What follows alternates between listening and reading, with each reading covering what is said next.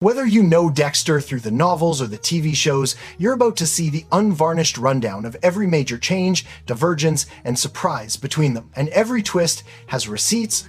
Consider this your evidence board for the great Dexter book versus show debate. Now to the grisly details.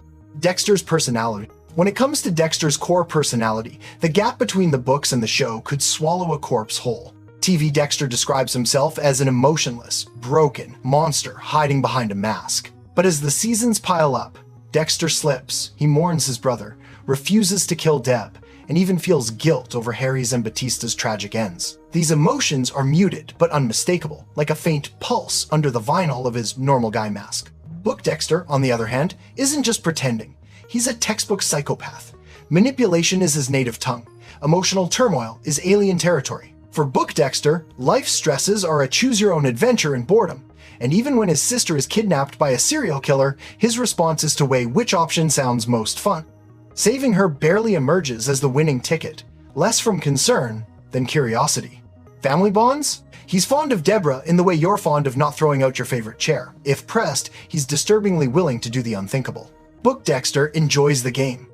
Day-to-day life is a dull slog, relieved only by the intellectual amusement of murder. He's neat, witty, and delivers dry punchlines about crime scene, fashion choices, and the odds of being kidnapped in Miami. In short, one is striving for a personhood he never truly feels, and the other is content to play the emotionless chess master with no qualms about moving any piece. So when Dexter claims darkness, just check which version's holding the flashlight and which one's grinning in it.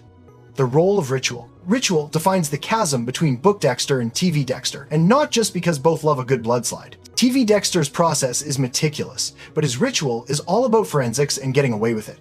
He covers his tracks, collects proof, methodically prepares his kill room, and keeps trophies. Most of his ritual is to avoid getting caught, just like Harry taught him. The celebration is in the neatness, the control, and staying one deadly step ahead of Miami Metro.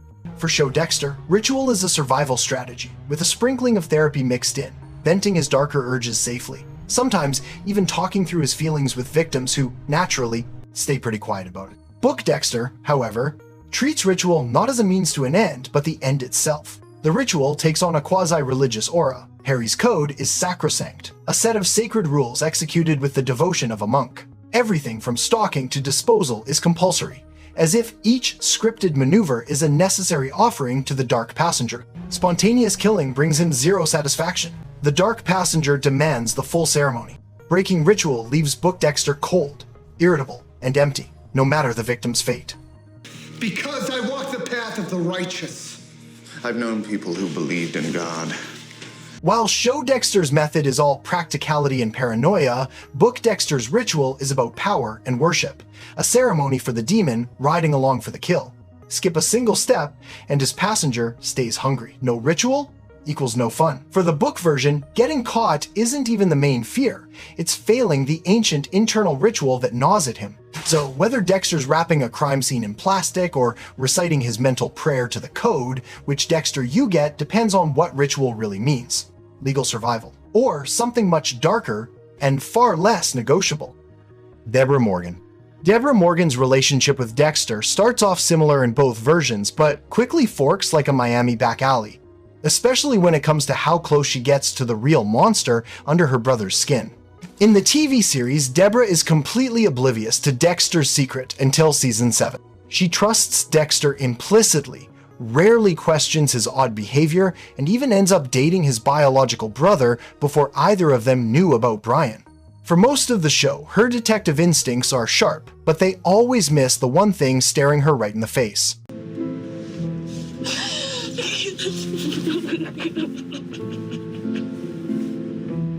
Book Deborah, meanwhile, has suspicions from the first page. She recognizes Dexter's uncanny understanding of serial killers and sees straight through his normal guy act.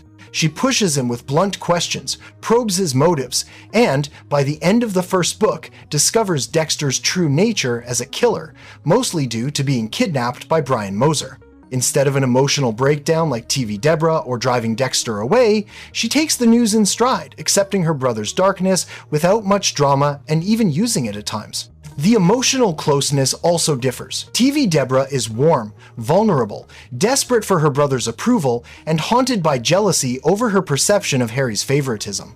Book Deborah is direct and businesslike. Their phone calls skip personal banter and jump straight to crime scenes. Her career insecurities revolve more around her looks than her competence, and the book rarely explores her family frustrations or personal struggles beyond those surface issues. When it comes to intelligence and detective work, TV Deborah holds her own by piecing together cases and busting suspects, even without ever realizing Dexter's true nature until much later. Book Deb, however, solves little on her own, riding Dexter's coattails and relying heavily on his guidance and investigations. Another difference is TV Deborah has many boyfriends throughout the series, whereas Book Deborah has one main boyfriend throughout who she had a son with, although he left before she could tell him she was pregnant because he thought he wasn't good enough for her. In short, if you want a sister determined to uncover the truth about Dexter, you'll find her in the books. If you want a sister who believes in Dexter until the bitter end, cue up the TV show. Either way, the family dinners are going to be tense with a lot of foul language. Brian Moser, better known as the Ice Truck Killer, gets two radically different endings depending on which Dexterverse you're exploring. In the TV series, Brian is revealed as Dexter's biological brother and serves as the main antagonist of Season 1. After a tense confrontation, Dexter chooses family, just not that family. He kills Brian to protect Deborah, marking one of the show's most emotionally charged moments. You're the only one I ever wanted to set free. Brian's storyline, outside of occasional hallucinations, ends in the first season, in a flash of cold steel. The books take a less tidy approach.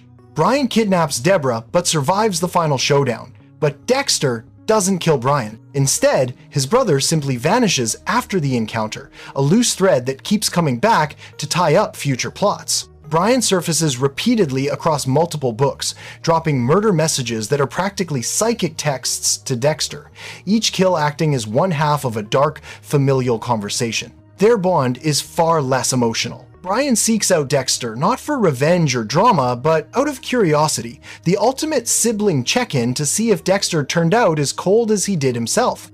While TV Brian expresses hurt over their traumatic childhood, complete with emotional flashbacks and the pain of never being adopted or fitting in with foster families, Book Brian is mostly unfazed by separation. He's amused by chaos, pressures Dexter to make dark choices, and treats family reunification as a game rather than catharsis. In short, TV Brian gets one big finale and exits stage left. Book Brian stays on speed dial, a recurring nemesis divided by frenemy who never lets that Miami childhood slip into the past. If you spot a container of blood, just check which brother's leaving the message. The Code of Harry. The Code of Harry, Dexter's infamous rulebook for homicide with a conscience, gets two very different interpretations across book and screen. In the TV show, it's a strict moral guideline, a line in the sand drawn by Rita Morgan to keep Dexter's darkness pointed at those who deserve it. Harry is a present force, appearing in flashbacks, and as Dexter's imagined mentor. TV Dexter meticulously follows this code, refusing to kill innocents, constantly recalling Harry's advice, and using the ritual as both therapy and accountability. Every kill is a way to maintain control, honor Harry, and avoid letting his urges spiral beyond the bounds of justice. Book Dexter's code, by contrast, is less about morality and more about custom. It's a syndrome masquerading as ceremony. In the novels, Harry's code functions as a prescribed ritual, the rules are executed with priestly reverence, and Harry himself is less a teacher than an initial spark. Book Dexter does follow directions about choosing victims who deserve it, but he's more interested in performing the ritual for its own sake and satisfying the ancient dark passenger within. Instead of Harry's voice in his ear, Dexter sees the code as an obligation, a sequence of steps demanded by something primal. If he follows the code, it's mostly because the ritual feels right, not because of an ethical conviction. Deserve is a flexible term, and the ancient darkness inside isn't exactly picky. This split gives the code two essences. TV Dexter treats it as his tenuous grip on humanity, a set of moral boundaries that keep the monster at bay. The grocery store, the modern-day equivalent of the Serengeti, where the mighty lion goes to hunt. Book Dexter applies it mechanically and almost religiously, more interested in keeping the ceremony intact than defending the innocent. In the end, one Dexter fears letting the code slip, the other dreads skipping a step in sacred homicide. Either way, Harry's rules live on one as conscience, the other as tradition. Rita Morgan. Rita Morgan occupies two wildly different roles in Dexter's life, depending on whether you're flipping pages or watching TV. In the TV series, Rita is Dexter's way into normalcy. She is his steady, loving partner, his emotional anchor, and the one person who makes Dexter question his own monstrous nature. Their relationship slowly deepens, evolving from routine cover dating into genuine affection. Dexter eventually marries her, becomes stepfather to Aster and Cody, and, for fleeting moments, almost feels human. Book Dexter, though, sees Rita mainly as a human shield and a good cook. His romantic involvement is less passion and more camouflage. Rita is a convenient excuse to dodge suspicion, especially from Miami Metro. Her own emotional trauma, including her abusive ex-husband, makes her safe for Dexter, who is simply relieved her libido has been battered into submission. Emotional connection is minimal. Dexter's interest rarely goes beyond what Rita can do for his cover and his taste buds. When Rita calls for intimacy or connection, Book Dexter might as well be consulting a scheduling app. Dexter also marries Rita as a cover in the book, but the actual act of marrying her caused Book Dexter more dread and anguish than getting burned. The stories diverge, notably in how Dexter treats Rita as a partner. TV Dexter works at their relationship, struggles with step-parenting, and even experiences moments of guilt and remorse. Book Dexter is detached. He might choose to visit her or go to bed instead of rescue his kidnapped sister, purely based on which option sounds more fun. Ultimately, Rita serves as heart and home in the TV show. In the books, she's just another calculated step in Dexter's ritual for remaining unseen. One Dexter grows to love her, the other wonders if the couch will survive a visit. If Rita ever suspected the truth, only show Dexter would look nervous. The children. Dexter's family man setup takes on a far darker tone than you'd expect in the books. In the show, Aster and Cody are Rita's children, eventually Dexter's stepchildren. They struggle with trust and childhood trauma, but ultimately are presented as typical kids trying to recover from a troubled home. Dexter steps into the father role, mostly to maintain his facade, but gradually grows protective and even loving towards them. Harrison, who arrives later, becomes a major character throughout the rest of the series and spin-offs, symbolizing Dexter's hope for normalcy and ultimately a tragic source of guilt. In the books, the dynamic is much more twisted. Aster and Cody aren't just troubled, they're little Dexters in training. After enduring years of abuse from their biological father, the two children display sociopathic tendencies. Both lack empathy, enjoy violence, and have an emotional detachment that echoes their stepfather's own darkness. Dexter recognizes himself in them and, rather than seeking therapy, introduces them to the Code of Harry. He actively attempts to train them, mostly the importance of how to act normal and fit in. The prospect of killer children isn't just hinted, it's a running theme, with Dexter genuinely nurturing their monstrous traits. Harrison, so central to the final seasons and spin-offs of the TV show, doesn't even exist in the books. Growing up without a dad, that was hard. In the novels, Dexter and Rita have a daughter named Lily Ann, and she's not a major character. The show launches Harrison into the spotlight, exploring his own dark inclinations and complex relationship with Dexter, especially in New Blood and Resurrection. While the novels fixate on the sociopathic stepchildren as Dexter's true progeny in spirit. Another notable difference is that Deborah has a son named Christopher in the novels, though TV Deborah has no children. In short, the TV kids are victims, striving for healing, and Harrison is hailed as Dexter's legacy. The book kids are budding prodigies of violence, personally sculpted by Dexter, and his daughter is barely mentioned. If Dexter ever needs backup, his book version stepkids would be happy to take notes and then join in. Other major character differences. Character mortality is one of the most dramatic divides between the Dexter books and TV series. A divide so wide, you'd almost expect someone to fall into it. In the TV show, certain character deaths are major turning points. Rita, tragically killed in season 4, serves as the emotional pivot for the series and for Dexter himself. Rita. The original series finale also ends traumatically with Deborah's death. Ryan, the ice truck killer, is eliminated at the end of season 1, only making sporadic appearances in Dexter's hallucinations. The LaGuerta and Dokes each meet their ends in particularly memorable TV moments as well. The books take a much different approach. The deaths are much less emotional. Rita survives much longer in the books than in the TV show. When she is eventually killed by Robert Chase from Dexter's final cut, her death happens quickly. With minimal emotional buildup or aftermath, it's treated as a smaller event in Dexter's ongoing story. Characters who die in the show often live in the books, and vice versa. Even Dokes, after losing his tongue, as well as both hands and feet, survives. Albeit mutilated and silent, he's always a lurking threat who knows too much but can't tell anyone.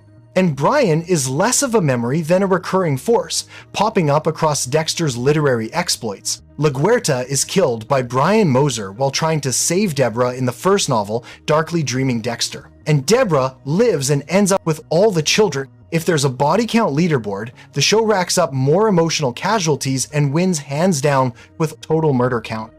The Dark Passenger. The Dark Passenger is one of Dexter's most iconic concepts, but the meaning is shockingly different depending on which universe you're lurking in. In the TV series, Dexter's Dark Passenger is a metaphor, a label for his violent urges, compulsions, and the broken part of his psyche that drives him to kill. You're mine now, so do exactly as I say.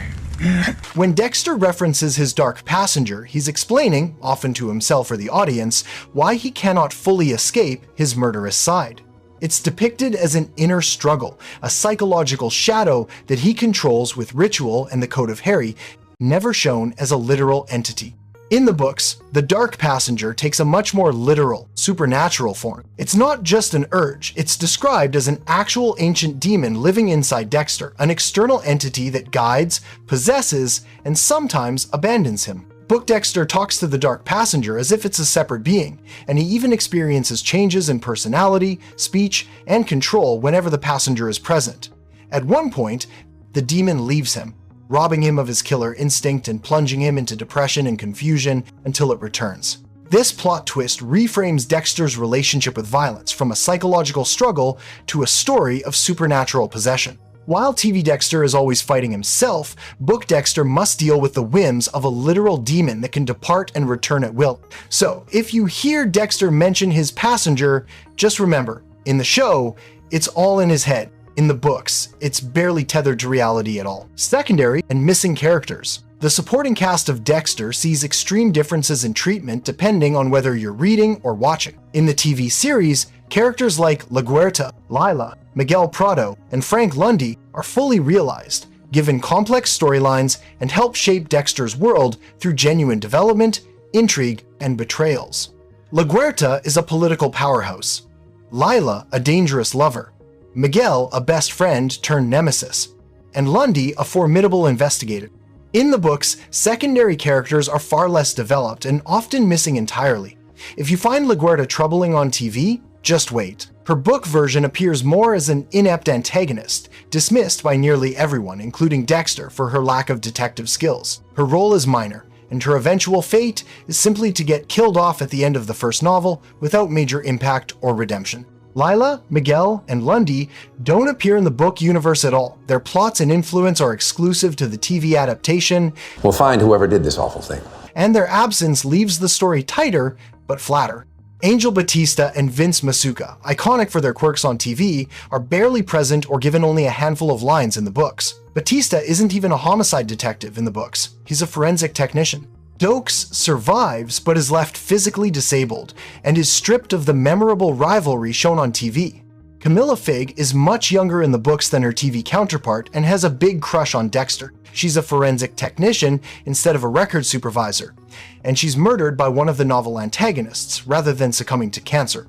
The novels center almost entirely around Dexter's perspective, limiting the depth and effect of the world outside of Dexter's sociopathic thoughts. So, when it comes to secondary characters, the TV series builds a vibrant, dangerous ensemble, while the novels shrink the spotlight to Dexter's mind, leaving many familiar faces on the cutting room floor. Dexter's emotional development across mediums. Dexter's ability to feel or fake emotion is a major divide between the books and TV series. TV Dexter starts out claiming to be emotionless, a hollow vessel for murder. But as the seasons progress, he's forced to reckon with deeper feelings such as guilt for Harry's death, sadness at killing his brother Brian, and genuine affection and remorse within his family. His responses to major events like Rita's murder or Deborah's breakdown are far from robotic. Over time, the show gives Dexter increasingly complex emotional layers, challenging the audience to question what's beneath the surface. He learns the language of empathy, guilt, and even love. His dry wit and self-aware narration become tools for him to puzzle through the meaning of real feeling. Until that boy in the blood. He scares me. I want him to go away. Book Dexter is the version who actually delivers what TV Dexter often claims. In the novels, his emotions are almost entirely blunted. Emotional turmoil is alien to him.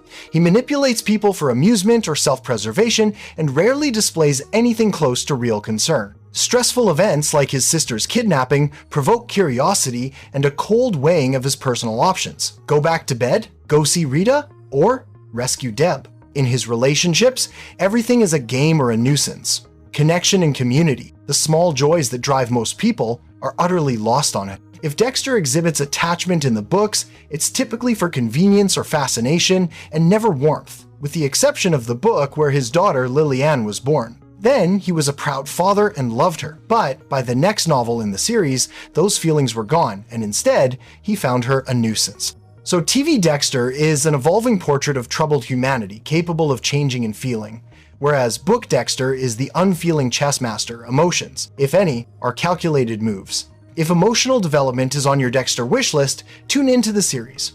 For the Sociopath's Manual, stick with the novels. Either way, dry humor is guaranteed. Key plot divergences. After the first book and season, the TV series and novel series split like a severed limb. There are almost no story similarities going forward. Season 1 and Book 1 share core DNA, the ice truck killer, Deborah's kidnapping, and the big reveal of Dexter's brother. But from Season 2 onward, the TV show forges its own path. Dokes is killed, and an expanding cast brings in new threats. The books don't just wander away, they sprint. Dokes survives, but is mutilated. Rita lives much longer, and her kids are trained by Dexter to follow in his blood-stained footsteps. Deborah discovers Dexter's secret early and simply accepts it with no exile or breakdown. Brian is a recurring player, not a one-season wonder, popping up to drop murder messages for Dexter and have dinner with the family. Later books introduce wild storylines, including Dexter as a movie set consultant, supernatural elements with the literal dark passenger, and a climax featuring a yacht explosion, cartel drama, and tangled family alliances. Simply put, TV Dexter's life is defined by workplace politics, flawed romance, and ever-escalating threats in Miami and beyond. Book Dexter is given killer children, demonic possession, and endings so outlandish even Miami Metro would raise an eyebrow. If you're looking for traditional crime drama, stick with the show. If you want to see what happens when the dark passenger takes the wheel and the map, open a Dexter novel past Book 1. Humor, dry wit, and Dexter's voice. Dexter's signature dry wit is present in both the books and TV series, but the style and delivery shift with the medium. On TV, Michael C. Hall's narration gives Dexter an ironic, poker-face tone. He drops killer one-liners about murder, Miami's quirks, and the absurdity of pretending to be normal. The humor often lands in voiceover, letting the audience in on Dexter's true thoughts while everyone else stays in the dark. People fake a lot of human interactions, but I feel like I fake them all, and I fake them very well. Chuckles may be grim, but the series keeps the wit sharp and constant, bordering on darkly relatable. In the books, Dexter's internal dialogue is even more biting and sardonic. He jokes about crime scene fashion. You're fully clothed. I don't know what else you want from me. Quips about equal rights for victims. There should be equal rights to get kidnapped and killed. And delivers running commentary on workplace absurdities, incompetent colleagues, and the fun of murder as intellectual sport. Book Dexter's humor is colder, more direct, often used to mask his total lack of empathy and turn horrifying scenarios into opportunities for clever observation. His wit isn't just a shield, it's his language, a way to entertain himself in a world where he finds little enjoyment elsewhere. The show sometimes softens Dexter's humor with pathos or awkwardness, while the books double down on the murderous intellectual tone, letting Dexter say exactly what he thinks with little regard for social norms or decency. Dry wit is always in play, but in the books, it's the tool of a true sociopath. If you ever wish Dexter would say what we're all thinking, even when we probably shouldn't, the novels deliver, just don't expect it to come with a comforting smile. Dexter's view on sex. Dexter's attitude to sex begins as bizarrely indifferent in both versions, but the underlying reason and progression are starkly different. On TV, Dexter is sexually passive at first. He sees intimacy as dangerous, a risk that could expose his secrets. We'll get you into a program. We'll get you the help you need. And I will be there for you. For him, sex is a confusing social script he doesn't really understand and mostly performs as part of his being normal mask. However, once his relationship with Rita deepens, he discovers genuine enjoyment and becomes comfortable with physical intimacy, going on to have relationships and even flings beyond Rita. The books paint a far colder portrait. Book Dexter finds sex dirty and uncomfortable, and not just as a front. His neatness and emotional detachment make intimacy feel almost grotesque. When he finally has sex with Rita, his only complaint is about the ruined couch, not the experience itself. For him, sex rates as a boring inconvenience, a mechanical act he feels little satisfaction from. His sociopathy is front and center, making sexual relationships another part of the cover he dons, not a source of warmth or enjoyment. That changes for a brief moment in the 6th novel, Dexter's Final Cut, when he meets Jackie Forrester, but it doesn't last long. If you want the slow embrace of intimacy and awkward but human progression, the show delivers. If you prefer darkly comic discomfort and clinical detachment, the books never let Dexter get past what's all the fuss for. Either way, romance is never the main attraction. Dexter's relationship with colleagues. The TV series builds deep, emotionally complicated relationships between Dexter and his police colleagues. Damn it, what? James. I saw him last night, skulking in the lab, ordering secret blood tests. Especially Deborah, as mentioned earlier. Dexter's friend group, Batista, Masuka, and LaGuerta, become richly developed characters who influence the story in major ways, both professionally and personally. Even side relationships are painted with nuance, workplace rivalry, loyalty, and clumsy attempts at friendship. In the books, everything is much flatter. Book Deborah is all business straight to the point, rarely mixing personal talk with police work. Their sibling bond is less developed, hardly venturing past simple exchanges or professional collaboration. She's quick to suspect Dexter's strangeness, and finds out the truth almost immediately, only to roll with it without the emotional fireworks or betrayals seen on TV. The rest of Miami Metro barely exists. Batista gets a few lines, Masuka might as well be scenery, and LaGuerta is more an annoying boss than a formidable force. Dexter's place in the department is much colder in the novels. Book Dexter is less one of the gang, and more of an isolated technician who's calculating and aloof, even to death. TV Dexter fumbles through awkward friendships and moments of genuine connection, forced to keep up the normal guy act both in and out of work. So, if you want a found family in blue, the series delivers. If you want chilling professionalism with a dash of suspicion, the books keep things sterile and solitary, just the way a neat monster likes it. Dexter's death. Dexter's demise is one of the biggest divergences in the franchise. On TV, after seasons of moral ambiguity and mounting bodies, Dexter is finally unmasked and stripped of everything: Deborah's death, his lost family, and a reckoning by the law. Dexter Morgan, you're under arrest for the murder of Matthew Stern Caldwell. In the New Blood miniseries, Dexter's son Harrison kills him, believing it's the only way to break the cycle and save himself from Dexter's darkness. It's a finale that aims for poetic justice. Dexter dies by the code he once used on others, and his story ends with a rare moment of atonement, however brutal, that is, until they brought him back in Dexter Resurrection. In the books, the ending is wilder and far more chaotic. Dexter is killed during an explosive showdown, dying on a yacht alongside cartel kingpins, Brian and Deb. Although she lives, there's no big revelation, no surrender, and very little focus on meaning or redemption, just a violent finale amid fire and blood. The only justice Book Dexter sees is when he was arrested and spent several months in jail for Rita's and 2 other book characters' murders. Ironically, he didn't kill any of them. His end is sudden, dramatic, and far less emotionally loaded than the TV send-off. In essence, before they brought Dexter back in Resurrection, TV Dexter's ending is about reckoning, responsibility, and the tragedy of his life catching up with him. His son even says the same thing to him that Dexter says to Mike Donovan in the pilot episode, "Open your eyes and look at what you've done."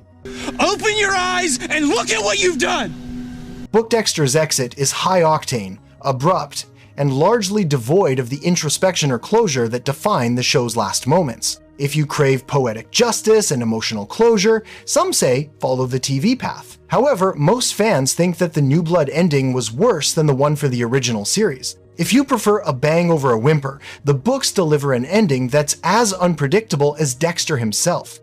Changes in Dexter. The TV Dexter universe has stretched far beyond its original run, spawning sequels, prequels, and spin-offs, each tweaking key details about Dexter, his family, and even his code. New Blood sees Dexter hiding under a new identity, only to be discovered by his son Harrison. The show's tone is more introspective, focusing on generational trauma and the possibility or impossibility of redemption. Harrison isn't a blank slate, he carries his own dark urges, and by the finale, he's forced to kill his father to break the cycle. Original Sin explores Dexter's formative teenage years in Miami, early years at Miami Metro, his relationship with Harry, and the creation of the code that defines his life, adding new characters and giving familiar faces fresh, modern twists.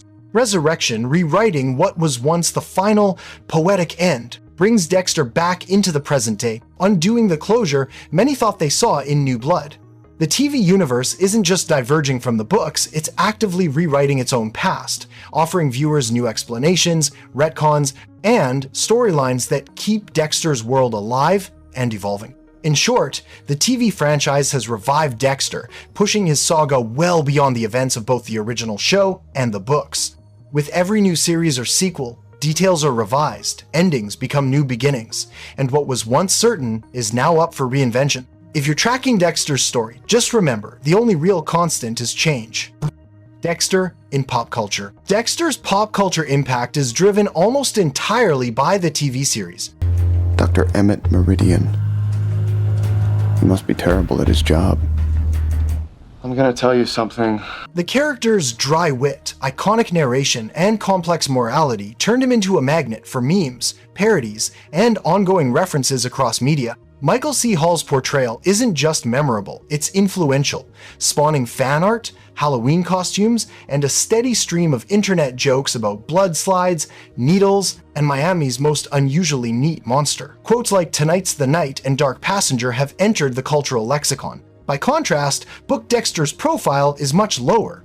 While readers appreciate the colder, more sardonic humor and true sociopathic flavor, the novels never achieved the mass, meme-worthy fame of the show. Book-only twists, killer kids, ancient demons, and murder as ritual remain niche lore for deep fans, not mainstream talking points. If you see a blood slide meme or hear someone joke about getting away with it, you're almost certainly in the TV universe. The books live in the shadow of the show's cultural footprint.